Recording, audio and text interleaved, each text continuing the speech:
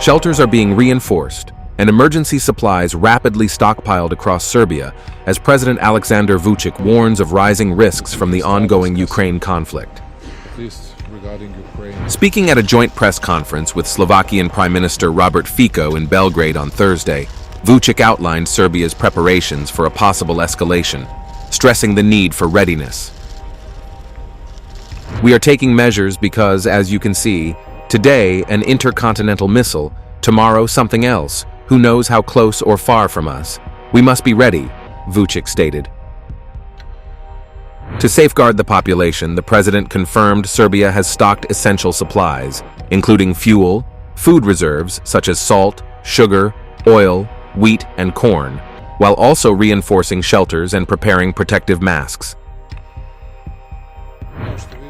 "We are taking measures because, as you can see, today an intercontinental missile, tomorrow something else, somewhere else, who knows how close or far from us. We must be ready."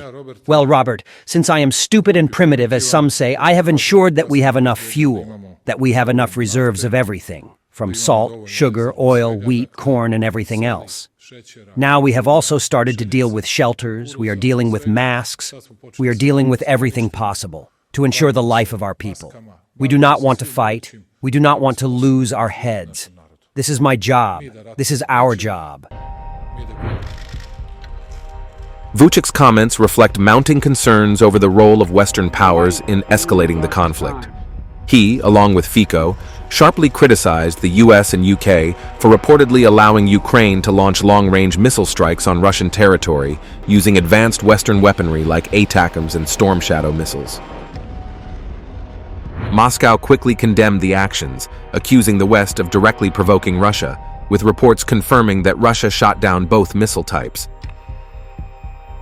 In response, Vucic warned that such provocations would not go unanswered by Russia. Some people who don't know President Putin say, "No, it is not true. He is threatening with an empty gun." People who say that are not normal. If the safety of Moscow is threatened, or the security of its forces is threatened, if he sees that there is no other way out, here I am, even if he gets angry with me now. But I tell you in advance, he will not hesitate for a moment and will use nuclear weapons. Tensions have already triggered retaliatory measures. On Thursday, Russia launched a hypersonic intermediate-range ballistic missile, known as Oreshnik, at the Ukrainian city of Dnipro.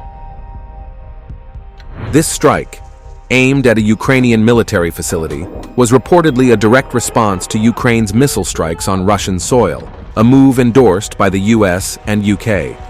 Putin has warned more strikes could follow, adding that civilians would be notified ahead of such actions. Putin also highlighted the broader consequences of this escalation. He warned that Ukraine's missile strikes on Russian territory have shifted the conflict from a regional to a global-scale confrontation.